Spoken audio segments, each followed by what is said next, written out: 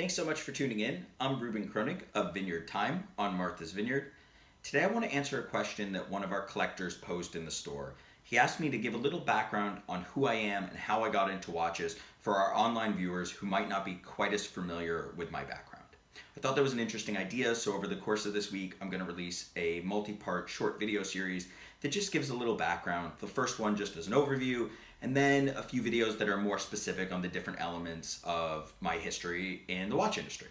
So to begin with, people ask, well, where did you get started and why were you so passionate about watches? And I've actually always been passionate about watches. My family has collected watches for my whole life, so I grew up really loving specialty watches. Particularly Patek Philippe was always my favorite brand, and I loved all the complications, the perpetual calendars. So as the follow-up to that, I absolutely hated school. I really did not like school for a whole variety of reasons.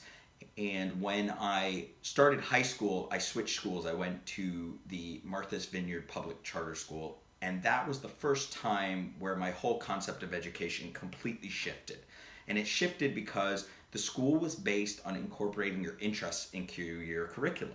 And so I was able to incorporate my passion for entrepreneurship and for watches into my actual day-to-day learning. And it was a completely different environment and experience than I had ever experienced in any other school I had attended. So while I was at the Martha's Vineyard Public Charter School, I wanted to start a company. My family's really entrepreneurial, and I was always passionate about starting a brand. And in my head, I thought to myself, I love watches. I can't afford all the watches I want. This is 2003, 2004. I'm a sophomore in high school. I'm just about to turn 16, and I think, well, okay, why don't I create a watch brand? So that is how the first Rubin Douglas line of watches was created. And luckily, where we are in Martha's Vineyard, there are a lot of people who are very talented, who volunteered their time and help to help a young kid who was really passionate about learning about watches and business.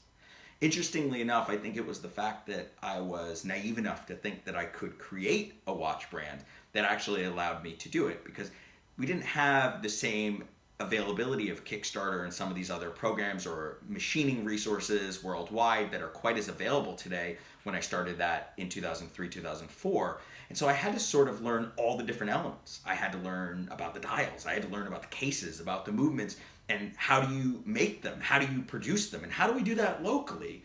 So I'll talk a little bit more about that in my Rubin Douglas video.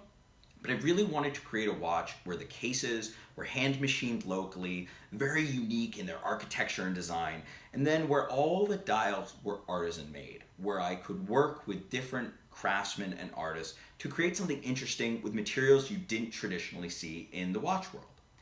So I built and started this company when I was in high school, and I continued it on till I graduated college.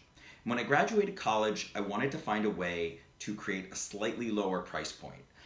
I wanted to offer a lot of what we did in our high-end specialty pieces to a larger consumer audience. And what we did was we created the Vineyard Time line. The Vineyard Time watches were unique because they were all hand engraved scrimshaw dials, but the cases were machine made. They were made to our design, but they weren't made by hand anymore. And what that allowed us to do was come in at a much lower price point.